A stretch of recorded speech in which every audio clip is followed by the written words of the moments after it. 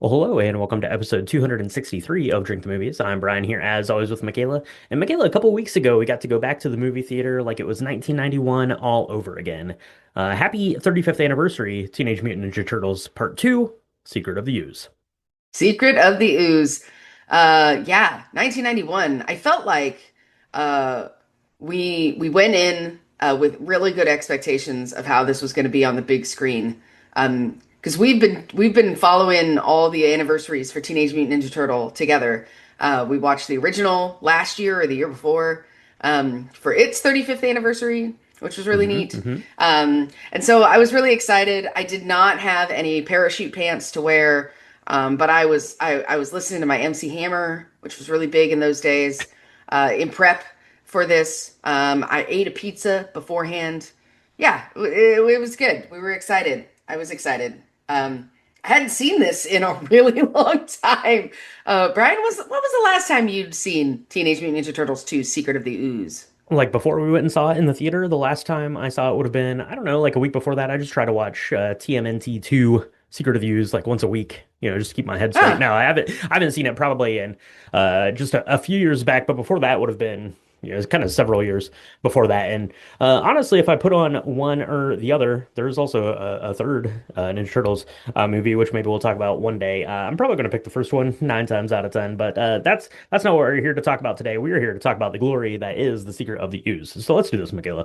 Let's go ahead and take a quick break. We'll grab some vodka, some Midori, because that's the greenest liqueur around.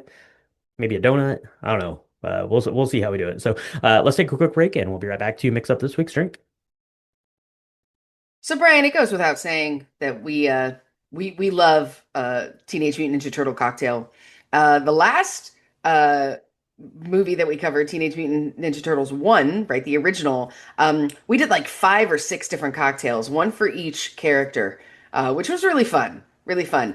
We didn't go to that extreme this time, but we had to be extremely true to the canon that is Secret of the Ooze, and that I wanted to make an ooze colored cocktail, and I wanted to pay homage to some of the things that happen in the film. So I made this. It's basically just called a Secret of the Ooze. It's very green. It's actually pretty darn delicious, Yeah. and it has a donut garnish for all you kids at home who I don't know, thought that that would be cute. I thought it would be cute too, so that's what I did. If you So know, you what you're gonna know. do? Now you know. So what you're gonna do is into a shaker tin with some ice. You're gonna add an ounce and a half of your favorite vodka, an ounce of Midori, which is a melon vodka or a melon liqueur. It's bright green. You can find it anywhere. Go get it. You want to add an ounce of pineapple juice, half an ounce of lime juice, half an ounce of simple syrup, and you're going to shake that into a shaker, and then you're going to pour it over some ice in a you can do that in a rocks glass. You could do it in a martini glass that's chilled. Either way you want to do it. I think it looks a lot more kind of mature in like a martini, in a martini shape. And then it's kind of funky. It can be like, it looks a little bit like a beaker, which is neat because Hmm. there's a Hmm. lot of Hmm. sciencey stuff that happens with this ooze. But I think my favorite thing is you can find a donut hole at any sort of grocery store. Now, it is really up to you if you want to use a powdered donut hole or a glazed donut hole. I think powdered is better for this cocktail. And it's a little bit, I think it's more representative of the donuts that are in the movie. But that's just me. I'm not hating on anybody's love of the glazed donuts. Glazed donuts are amazing too. But it's really fun because you can just slice a little donut hole and put it on the side, and it just looks really cute. And it's a nice end snack to this very tropical kind of. I don't know. It's almost like a tiki drink, but there's no orgeat in it. But it's Hmm. very like I don't know, something I would expect to have on the beach, something I would expect to have in a sewer in New York, waiting for my pizza to be delivered. Absolutely. Absolutely, yeah. And then you get the pre-fight donut after the cocktail there. So that's good. That's good. Yeah, this is a tiki drink for sure. I think that we should maybe name this the Professor Jordan Perry's Antidote cocktail there Ooh. with the donut included there, which we'll talk about here as we get into the movie. But yeah, this is kind of a low stakes tiki drink, right? Those ingredients. You probably, if you've ever bought a bottle of Midori, then I guarantee it's still in your liquor cabinet somewhere. Just dig a little bit, you'll find it back there for sure. But this is nice. It's nice and it has like a tropical air to it. It's nothing like crazy. It's pretty simple to put together. So if you're looking for a quick tiki fix, this is a good way to get this. It is bright green, which is pretty epic and amazing. I don't know how Midori does it. Midori, it has its own mutagenic properties that can create everything to be more green than it started out being, which is pretty epic and amazing. So that's cool. That's cool. And yeah, it's nice, simple drinker. You mentioned some club soda in there. If you want to give it a little effervescence, you could totally turn this into like a long drink if you wanted to go a little bit more club soda and turn it into like a Midori spritzer kind of a thing. I think Hmm. that would be good as well, especially as we're getting into the warmer months of the year right now. And yeah, this is pretty great. And with the addition of the donut, does the donut match up well with this cocktail flavor wise? That is in the eye of the beholder, I will say. But having the donut there, it's just like when you find your way into a rap battle at the end of Secret of the Ooze. And you got some donuts there, you're good to go. So let's do this, Michaela. Let's go ahead and take a quick break, and we'll be right back to chat about this week's film, Teenage Mutant Ninja Turtles 2, Secret of the Ooze. Teenage Mutant Ninja Turtles 2. The Secrets of the Ooze.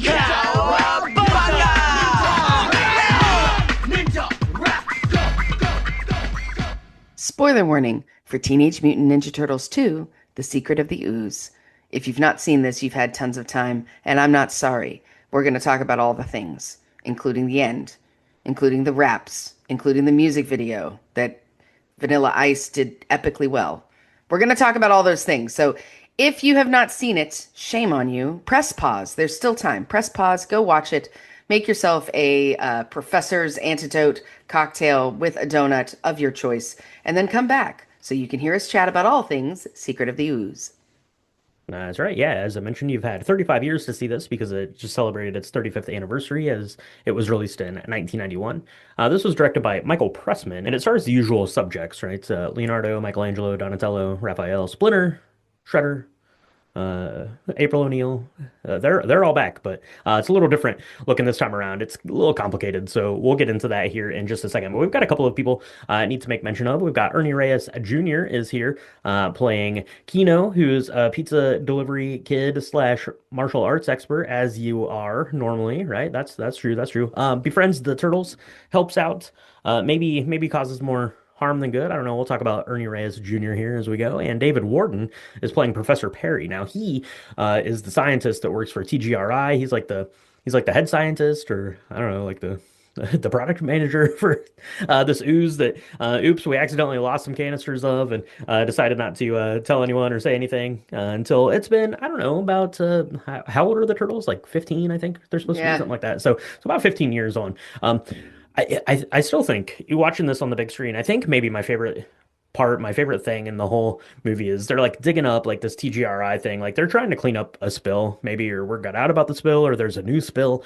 I don't know 100% why they're deciding to do this right now. But like the like little like tech guy, like the technician guy goes around like up the hill, and there's those giant dandelions. I love that giant dandelion so much. I don't know. There's something about it that's so amazing and epic and cool looking. I don't know. It's funny because that is actually also my favorite moment. It's something that's has stuck with Mhm. me since the very first time I saw this.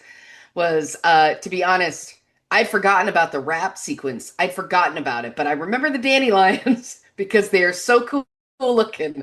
Yeah, it's an interesting idea because if you'll remember in the first film, they talk about how the Ninja Turtles became big, right? They were actually Mhm. normal turtles, and when Splinter found them, they were swimming in this ooze, right? And then they started talking and they grew, and their cognitive abilities are different than normal turtles, and so that's how Splinter was able to teach them like the art of martial arts and all of that, and their love of pizza and all of that stuff. So it was kind of neat because we're going back to kind of revisit that storyline and like how did that ooze get created, what's so special about it. And of course, I mean, this was in the early 90s, right? Where we had things like the idea of mistrust with companies and working for profit rather than like looking for the greater good and things. And so this company wants this ooze. There's only like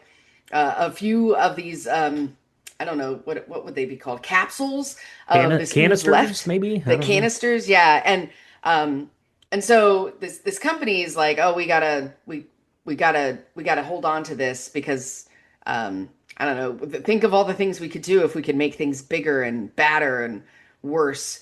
And we thought Shredder was dead. It really did look like Shredder died. I don't know how you survive a trash compactor, but apparently you do. Apparently I You do. get like a scar, and then you get a bigger, badder Shredder uh, football pack. This giant football shoulders that are covered in razors. You get more of that, and you keep all your baddies, your lieutenants next to you, and you start to build back your Shredder kingdom of bad people. Yeah, that's right. Absolutely. Yeah, it's interesting because no one is more surprised than the turtles that Shredder is back. Although on a side note, Shredder is back, but Shredder is a different performer here than he was in the first film. So that's one of the changes that we see. We also see a new April O'Neil. Paige Turco here is April O'Neil in this iteration. She'll also play April O'Neil in the third one as well. But Judith Hoag out. Sorry about that, Judith. You've been replaced by Paige Turco. We've also got a couple of new voice talent here for the Turtles. Donatello is replaced in this. Raphael is replaced in this. But we have some of the same characters are back, right? Like Leonardo and Michelangelo, they're the same. Splinter is still Kevin Nash doing that one, I think. Or Kevin Clash, sorry. Kevin Clash doing that. We've got the same like police chief is in this, so there's it's a mix of old and new in this, and the Mm. turtle suits have been updated a little bit. One of my big takeaways seeing the first Ninja Turtles film in back in the movie theater with you last year, Michaela, was how good it looked. And same for this. I don't remember if the part one was upscaled to 4K, but they specifically said it before this one that it was upscaled to 4K. And dang, they look good, especially Splinter. The Splinter costume, puppet, doll thing looks so incredible on a big screen. Like, Yeah. did I notice that when I was 10 years old? Maybe, maybe not. But as an adult looking at it, I'm like, that is wild how good that looks. Yeah. No, it was really interesting to see um, the level of detail because now you could really see like every hair in Splinter's fur, right? And like the kind of the wrinkles that happened that you could see better with uh, with all the turtles and like the folds of their of the colors, right? So they have their little masks and they have these like armbands that kind of show off the colors of each of them so that we know who each other was. I don't know. I thought that the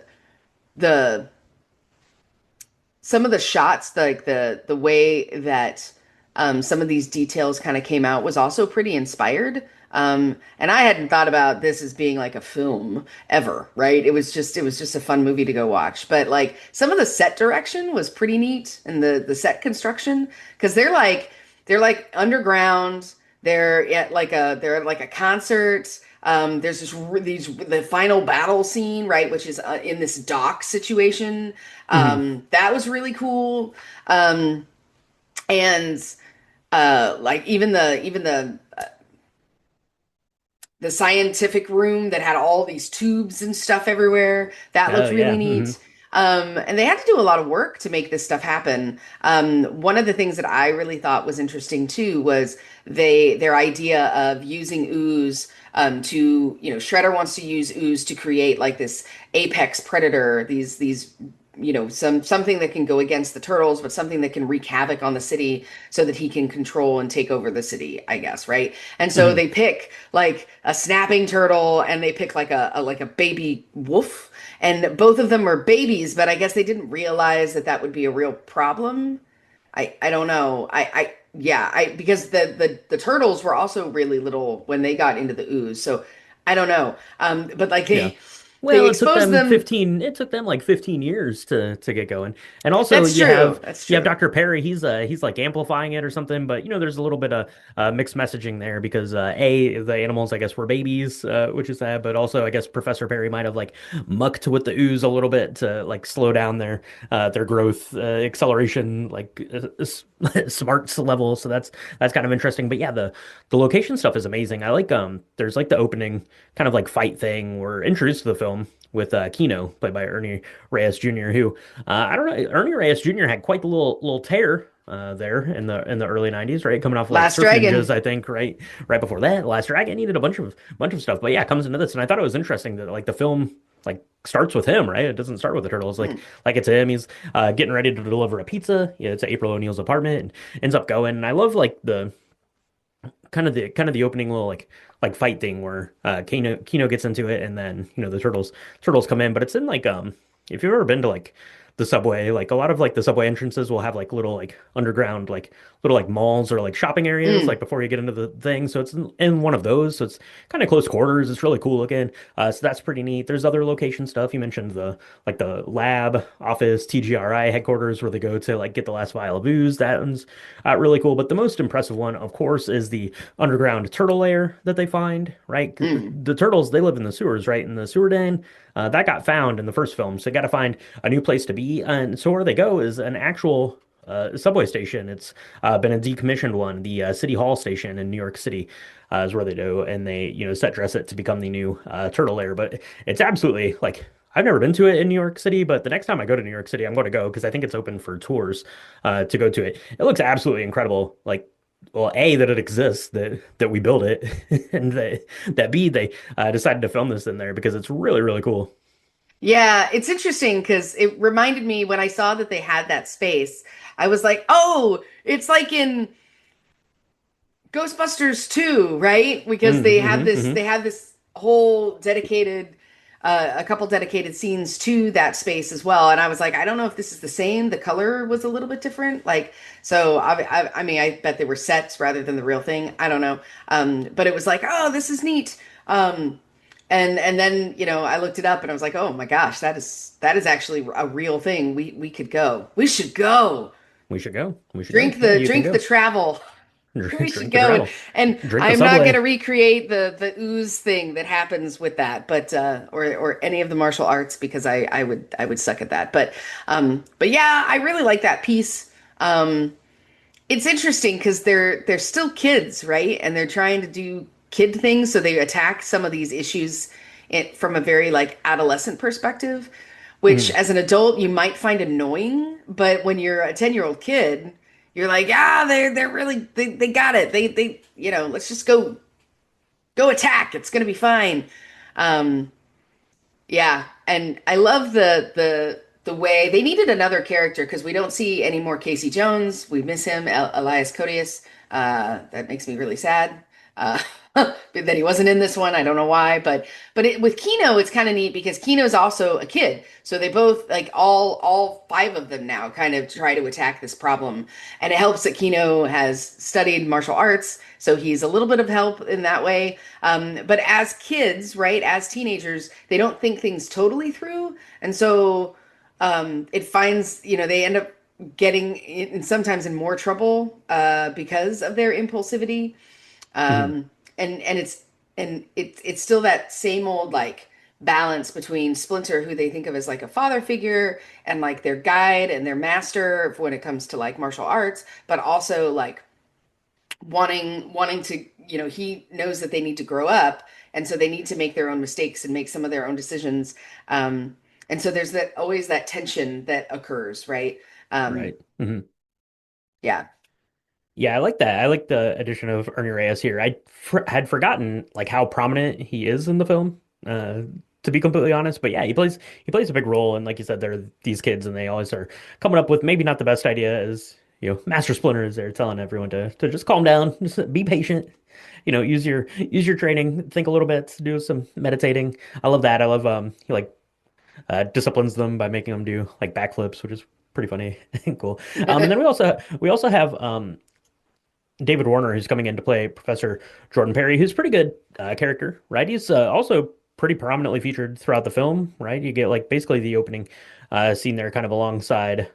Perpendicular to the Ernie Reyes Jr. opening scene. You've got Professor Jordan Perry, who's there. April O'Neil is, of course, there to do a news report and is talking to him about TGRI and why are they doing this cleanup now and all this and that. And eventually gets, taken by Shredder. But David Warner, a very accomplished actor, not only in the masterpiece Teenage Mutant Ninja Turtles Part 2, Secret of the Ooze, was also in The Omen. So, so there you go. That's pretty good. Wild career for David Warden. That's quite the resume right there. That's neat. That's neat. So I like him, and I like that kind of storyline. And one of the things that's interesting to me about these first two films is that the first film feels like it leans, it has its foot in both worlds of like the comic Mm, book world, which is more serious, and like the animated cartoon series that had just come out, which is obviously, a cartoon. It's more, jokey, more aimed at, younger kids and things like that. But, I feel like the first entry in this film series leans more to the comic book.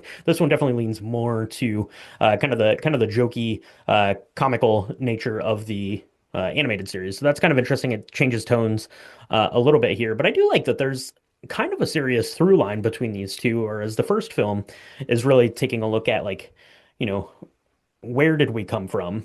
Right? We came from this ooze, and now that they have found the ooze, it's really like, but why are we here? Right? And like even like mm. the turtles in like a moment of seriousness, like I don't know if it's Leonardo maybe or Raphael, but one of them is like, I expected us to be more special than they just dropped this thing, right? And at some point, we all kind of grapple with that, situation or thought, somewhere in our. So I mean, that's like a pretty serious, like kind of I don't know, like bullet point on this thing.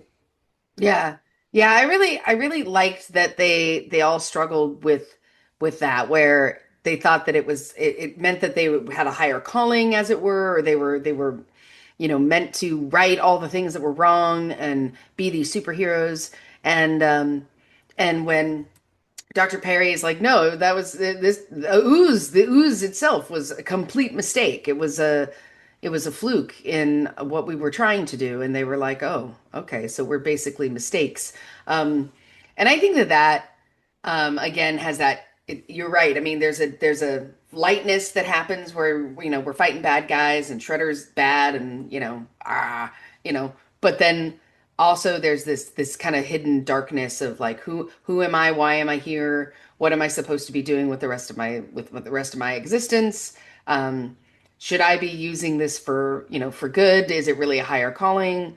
Does the fact that it was a mistake, as it were, matter at the end of the day? Um, that kind of thing. And I really liked that it does balance that a little bit differently. In the first film, it was much darker. I remember being really terrified of Shredder. And Hmm. just because he was a murderer, and then he be he mur you didn't know who the baddie was until he took off his mask, and it was like, oh, it's the same guy um, Hmm. as before.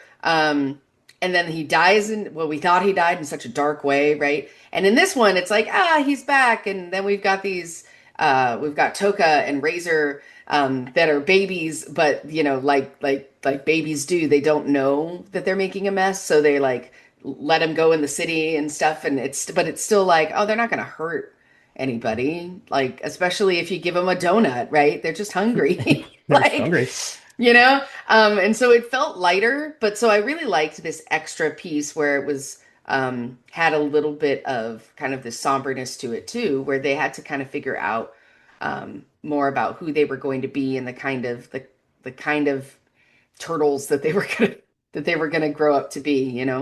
Hmm. Um, Yeah, yeah, and I kind of like that. It does take a little bit of the kind of seriousness away from Shredder, I guess, who is this big, menacing presence in the first film. He's doing all this stuff and, recruiting all these young kids to do his bidding. So he's a little less threatening on that sense, where he's really just trying to, kind of get these two mutants that are, underneath of him now and Tokka and Rahzar to kind of go and, not even necessarily do his bidding, but more to just, kind of cause mayhem and draw the turtles out from hiding. But it does a little bit of a job there of kind of highlighting Shredder's, I guess, outlook on this because, he's been bested by, not the turtles necessarily, but Splinter at the end of the Mm. first film, and now they have another year under their belts and things like that. So I guess you get to see if maybe I'm grasping at straws there, but it does make that argument at least a little bit in the film, Hmm. which is kind of interesting as well. We get Tokka and Rahzar, which are pretty cool. You mentioned a little snapping turtle and a little baby wolf there, which is pretty cute when they mutantify when they get the antigen there later in the film. They turn into their little babies. They're pretty cute. They're pretty cute. So that's cool. But the costumes themselves are pretty neat. They look similar to the turtles, but a little bit different. I think they're a little bit more kind of exaggerated, like feature wise, and Mm. things like that. Of course, if you were watching the cartoon, or probably if you read the comic book, I'm not 100% sure, but you had the characters of Bebop and Rocksteady, who everyone kind of Mm. assumed were going to be in the movie. And depending on who you ask, on what day you ask them, either Bebop and Rocksteady were supposed to be in the film, or they were told no, they couldn't be in the film, or Eastman and Laird were like, absolutely not. You're not putting those characters in because you made them like joke characters in the cartoon, so we're not letting you use those Mm. characters anymore. So kind of depending on what day you ask and which person you ask, you'll get a different story as to why it was these two characters as opposed to those. But I like these characters because they're fun. They're basically harmless, like you said, other than they're just hungry, and they're basically like toddlers, right? They want to go like push things Yeah. around and like see what happens if they stick their finger in this thing and all that stuff, right? So they're adversarial in the fact that they're huge mutants. That Yeah. the Ninja Turtles can't just push down, but they're kind of babies at the end of that, and then you get the kind of final confrontation there where you're trying to get the uh, the anti-mutagenic property in there. And as a Donatello fan, that's maybe my favorite part of the movie because you get to see Donatello going alongside of Professor Perry, like trying to figure out like how to science this thing into Yeah. working the turtles way. Yeah. Yeah. I think you're right in that. I don't know. Those characters, they look really scary. And when I saw them during this viewing, they reminded me of the sewer monster that is in the movie Big Trouble in Little China. And so I was trying to do some research to Hmm. see if, um, if it was the same maker of that. And I don't know if you remember it, but it's kind of the way the wolf looks is especially reminiscent to me of Hmm. the way that the sewer monster in Big Trouble in Little China is. If anybody knows that, I've been looking and looking, and I can't. No one is telling me who the puppeteer is and who made the special effects for Big Trouble in Little China because there's only Hmm. this one monster, so I don't know. Um, but yeah, I kind of loved that they both were kind of terrifying, like the snapping turtle. And it was interesting because it's a turtle, but it looks nothing like the Teenage Like the Mutant other Ninja turtles, Turtles, right, right? right. And so it's a lot more scary. Um, and yeah, but they're babies, and so they just want to eat, and so the turtles come up with this idea to feed them this antidote inside these donuts, right? And they think it's going to work. It looks like it's not going to work for a bit. They start throwing donuts everywhere.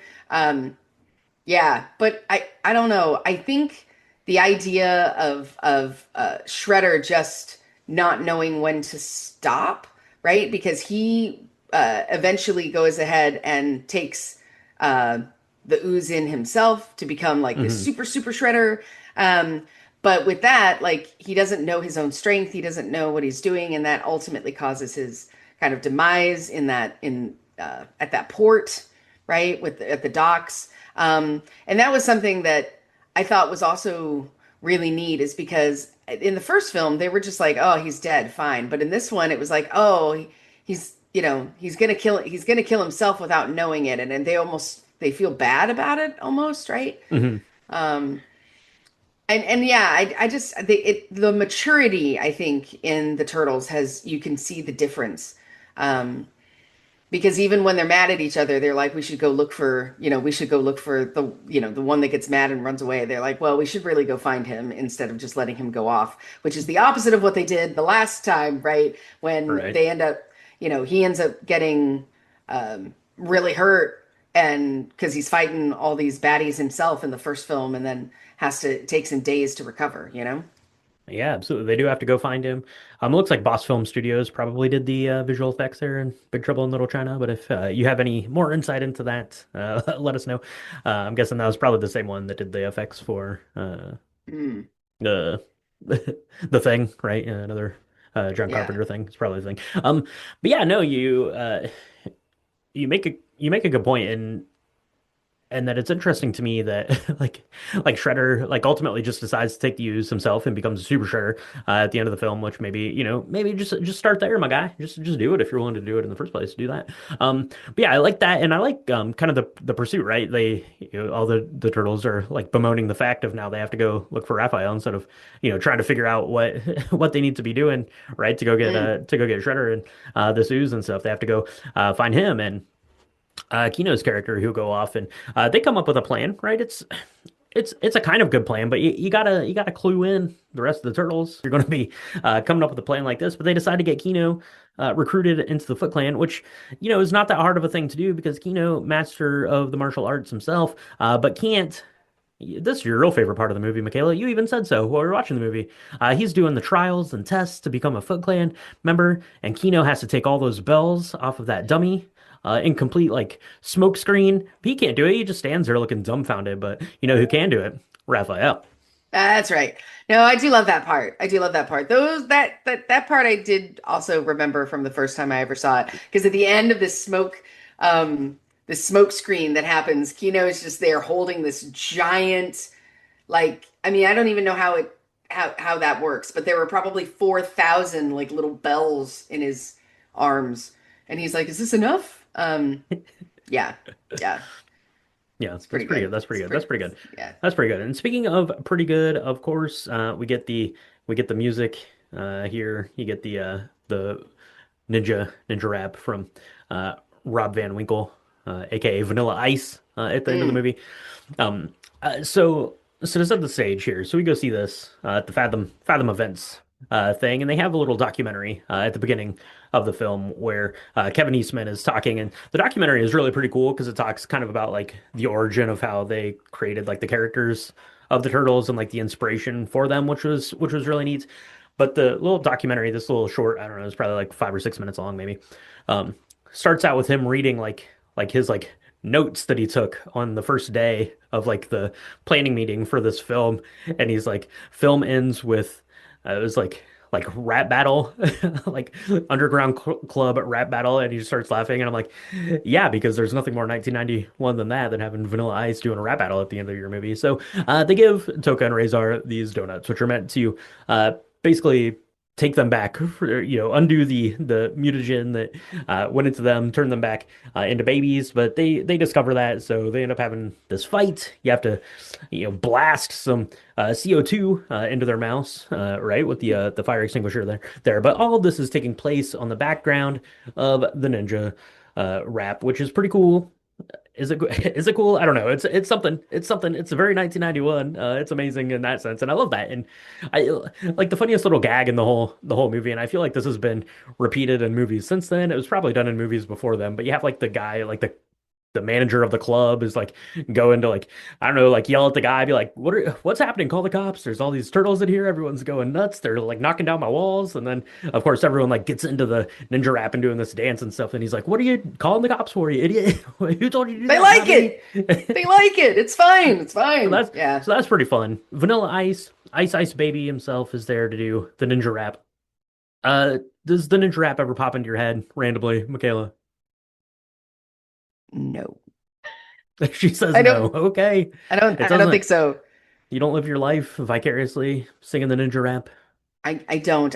But I do I do remember, like, it did take me back watching Vanilla Ice at this, to be like, man, there was a time when he could do no wrong, right? I mean, they're wearing suits that are 18 sizes too big for them. They're like, the Mm-hmm. jackets are down to their knees, right? Um, and I mean, I remember when Ice Ice Baby was the thing. And then this, I mean, the soundtrack, we should talk about the soundtrack a little bit because just as in the first one, this one, the soundtrack was pretty epic. Everybody knew all the songs. I remember it being on the radio, like, and that was really cool. And it's so funny now because we look back at it and we're like, how did we ever think that this was neat? But we did. We totally thought it was like the bee's knees, man. We were, with the 17-inch long bangs that were like straight up by Vanilla Ice and his giant, and then like Hmm. the group beside him like doing all the Running Man stuff. It's great. It's so That's right. good. Yeah, absolutely. So That's great. good. 100%, 100%. Yeah. So that was that. If you want an insight as to what 1991 was like out there, if you've never been around, apparently Earthquake is apparently another rapper musician who's also on stage there with them as well. So give a shout out to Earthquake. But yeah, Shredder takes the ooze. He goes outside and he just decides to tear down this dock in a fit of steroid induced rage, I think. Ooze and Um, Days, Ooze and yeah. and like this is the first, it might be the first time like in the movie you get to see because you get to see a couple times in the first movie where they like really like talk about the fact that they're turtles and like use that either to like their benefit or to their detriment. But they all like jump out into the harbor, right? And then you just see the little four shells pop up in the water, which is pretty cool. That's actually a really cool thing. I like that a lot. And then they're, man, I love being a turtle because they get out of there. And Shredder has crushed this thing. This is giant turtle plot hole right here. You get crushed by a garbage truck, hydraulic pressed to still being fine, but you're like a mutant sized shredder now, and just a little bit of like wood falls on you. That's gonna take you out. I don't believe that for even 1 second. Okay, so I don't remember the third one, but does Shredder come back in the third one? Is this like the Jason of comic books where he just can't die? Shredder just keeps coming. I think so. I don't know. I don't know. I Okay, don't know. great. All We'll have to right, talk about cool. that someday. We'll have to watch it. Um, Hey, in like 2 years from now, there'll be the 35th anniversary of the third one, and that'll be great. and Um, we'll go see it then. That's right. We'll have to have a patron Matt on for that one. I think that's his favorite. He has said of the three. I don't know if that's oh says a yeah, lot all about right. says a lot about someone right there. But yeah, I mean Shredder is this thing. But yeah, I don't think that that's going to have taken him out. No, I don't think so. I don't think so I'm not believing either. that. I'm not believing that for 1 second. Um, but then of course they go back. Everyone is there. They're celebrating. They're high-fiving. Of course, is like, you guys, did you guys take care of all the things you needed to out there? And they're like, of course, we used all of our ninja training. Don't worry about it. Splinter. We weren't seeing, and then of course he holds up the newspaper that's like ninja rap or whatever it says on the front page of that paper, and of course he makes another funny, freezes on them doing their backflips as their punishment, and there you go, done and dusted. Teenage Mutant Ninja Turtles: Secret of the Ooze has come and gone. It made a fair bit of money, right? It's interesting because the first Turtles film comes out and does gangbusters as everyone kind of expected it to. That movie was made on like $13 million. So then, of course, for the sequel, they decide to pump more money into it. So they get like the new suits. They bring in a little bit more acting talent into this. They have the other mutants there. So the cost of the second film goes up to about $25 million, and it still, it still makes, a decent return on its investment, but nothing even close to the amount of the first one. And like I said, just the tone changes completely on it. Not completely, but it definitely shifts in the second one. So I think you get people kind of in either camp. Like if you were a kid, maybe Secret of Hmm. the Use is more your jam. If you're an adult, the first one maybe is more of your jam. But I don't know. What did you think about going to see this again 35 years on? I mean, I thought it was really nostalgic and fun, you know. Um, I mean, it's a good time. And I like that it was layered, but it wasn't as dark as the first one. I mean, I Mhm. loved the darkness of the first one, but I do think that they had to decide kind of where they were going to play to this, and they ended up going way more into like the cartoon series, right, where it was a little bit lighter. Like they don't use weapons in this one, and so I've always been really bad at naming like which turtle was which. And it got even worse in the second one because they didn't have nunchucks and they didn't have the weird sword things that they had, and so it was hard for me to be like, okay, is the red one, Michelangelo? Is the blue one is the purple one Raphael? Like I would always get that screwed up. So that was a little confusing for me, but I mean, I really like The Secret of the Ooze. I've got a soft spot for it, just because it does that thing where it's like, why are you here? How did you really come to be in existence? And what are you going to do now that you know that it was just kind of a jumble of mistakes that made you kind of this amazing thing that you are. You can see it as that's meaningless, or you can see it as being really meaningful. And I think in the late 80s, early 90s, there were a lot of films that did this, right? Twins, with Danny DeVito and Arnold Schwarzenegger had this Mm, really that was basically half the plot was like how did they get two twins, one to be like so puny and small and one to be like basically mhm, Mr. Universe or whatever. right. And how did that work?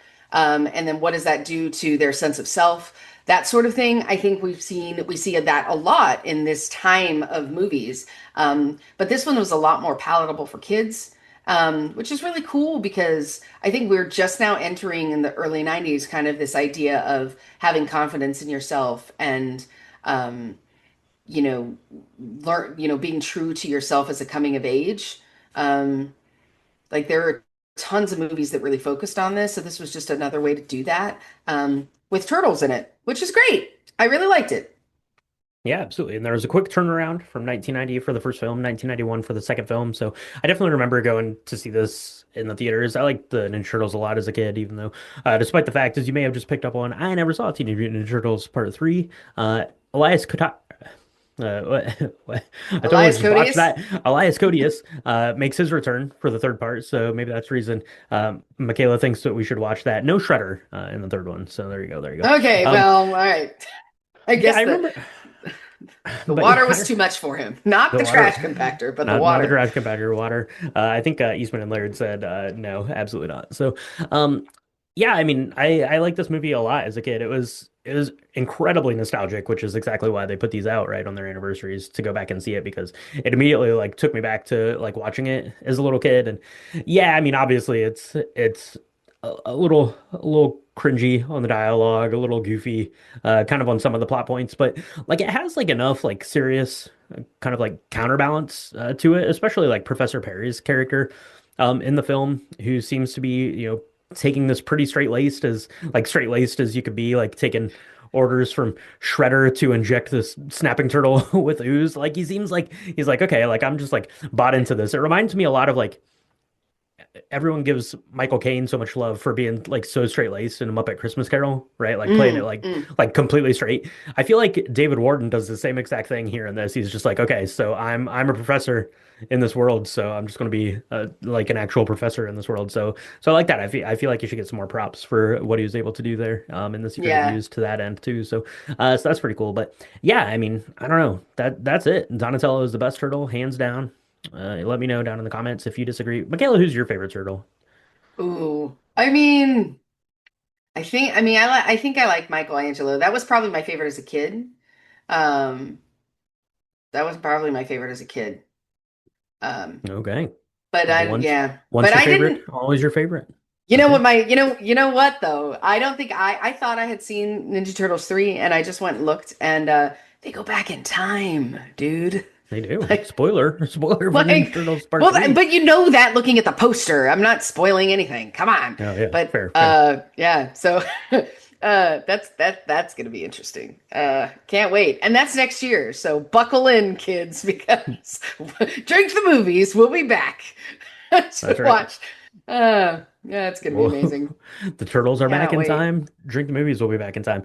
Yeah, absolutely. So that is Teenage Mutant Ninja Turtles Part 2, Secret of the Ooze. It was fun. It was fun going back to see it, and yeah, will Turtles 3 be in the theaters? I don't know. Time will tell. We'll find out. And if it is, we'll be there to watch it day one for sure. So let us know down in the comments what you think about the Ninja Turtles Secret of the Ooze. Let us know who your favorite turtle is, and let us know if you make up an ooze cocktail. You can send us pictures. You can do all that stuff on our social medias. It's at Drink the Movies on Instagram, Threads, Blue Sky, and Facebook.com/Drink the Movies. If you want to see pictures of the cocktail that we made, specifically Michaela made, if you want to get written recipes, if you want to see episode recaps, links to any of the stuff, you can find that on our website, which is www.drinkthemovies.com. And if you want extra bonus stuff and you want to support the podcast, Patreon is the best place to do that. It is patreon.com/drinkthemovies. We have bonus episodes, we have hangouts, we have cocktail chats, we have behind the scenes stuff, all sorts of stuff over there on Patreon, and we support and we appreciate our Patreon patrons so much. Michaela, we have some fun stuff coming up, including a video episode next week. I believe for everyone, we're going to be talking about the Super Mario Galaxy movie. We're going to be talking about all that.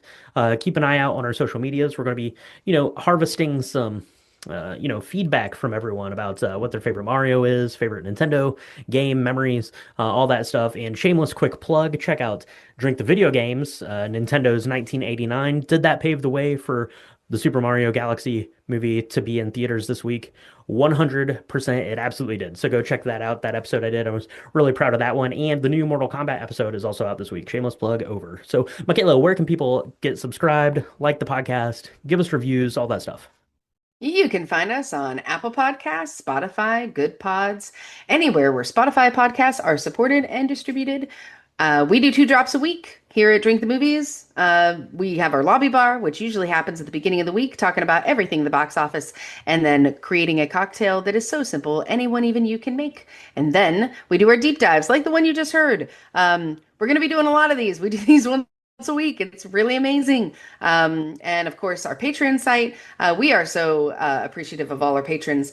We couldn't do any of this without our regular listeners. So we appreciate everything that you guys. I don't know. That we appreciate you listening. If you have comments, if there's a movie that you'd like us to cover, please send us a note. We would love to hear your thoughts on all that. You guys built this community. We're just here. It's really the coolest job in the world. So we are so grateful for that. You've already given the shameless plug for Drink the Video Games, but I second it. I don't even do video games, and I love this podcast because you learn a lot. I pop in for a cocktail that's kind of fun, but it's so neat, especially the Nintendo one. If nothing else, go look at that one. But I actually played Mortal Kombat, so I had things to say about this last one, so that was kind of cool. Anyway, Drink the Video Games. Go check that out as well. Yeah, absolutely. And we've picked up quite a few followers on Spotify over the last couple of weeks. So if you're listening on Spotify, just go up there. You can give us a little star review. It doesn't tell us who did that, or we give you a shout out, but I appreciate everyone who's taken the time to do that. So that's going to go ahead and wrap it up for episode 263, TMNT 2, Secret of the Ooze. So thank you so much for listening. We definitely appreciate it. And we'll be back to talk to you about a new movie next week on Drink the the movies. Movies. I made a funny. I made another funny. Another funny. Because he makes one in the first movie. I don't know if he makes one in the third movie. Time will tell. Turtles in Mm. Time.